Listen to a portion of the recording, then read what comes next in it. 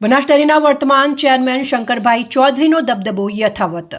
એશિયાની સૌથી મોટી બનાસ ડેરીમાં નવા નિયામક મંડળની ચૂંટણી યોજાઈ, જેમાં કેટલીક બેઠકો પર ભાજપ સામે ભાજપના જ દિગ્ગજો મેદાને ઉતરતા ચૂંટણીમાં રાજકીય ગરમાવો સર્જાયો હતો।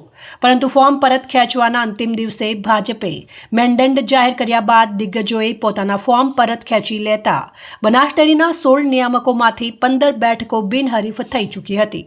જો કે દાંતા બેઠક પર ભાજપે અમરતજી ઠાકોરનું મેન્ડેટ આપ્યું, પરંતુ વર્તમાન ડિરેક્ટર દિલીપસિંહ બારડે ભાજપ મેન્ડેટ સામે બળવો કરતા દાંતા બેઠક પર ચૂંટણી યોજાઈ। ગઈકાલે દાંતા બેઠકની ચૂંટણીને લઈ મતદાન થયું, જેમાં 85 મતદારોએ પોતાના મતાધિકારનો ઉપયોગ કર્યો હતો।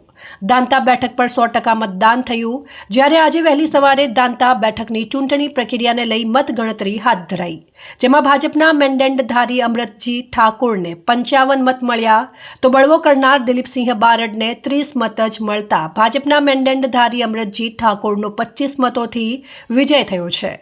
ત્યારે બનાસ ડેરીની ચૂંટણીમાં વધુ એક વખત વર્તમાન ચેરમેન શંકરભાઈ ચૌધરીનો દબદબો યથાવત જોવા મળ્યો છે। વધુ એક વખત બનાસ ડેરીમાં શંકર ચૌધરીની પેનલનું જોર જોવા મળતા વધુ એક વખત શંકર ચૌધરી બનાસ ડેરીના ચેરમેન બને તો નવાઈ નહીં। ધી બનાસકાંઠા જિલ્લા સહકારી દૂધ ઉત્પાદન સંઘ લિમિટેડ પાલનપુરની વ્યવસ્થાપક સમિતિની ચૂંટણી 2025 કુલ મતદાર મંડળ 16 હતા, તે પૈકી 15 બિનહરીફ થયેલા। વિભાગ 3 દોતાની ચૂંટણી થયેલી, આજે એની મતગણતરી હતી। કુલ મતો 85 હતા, તે પૈકી દિલીપસિંહ અનારસિંહ બારડને 30 મત મળે છે અને અમરતજી રામાજી પરમારને 55 મત મળે છે।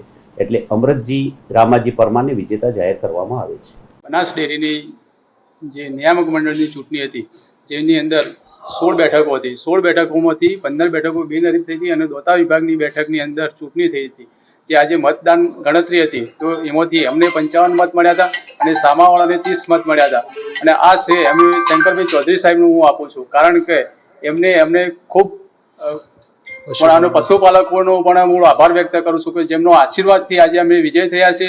અને બનાસ ડેરીની ચૂંટણીમાં જે અમે વિજય બન્યા છે, તો પશુપાલકનું હિતના કામ અમે અગાઉ કરશું।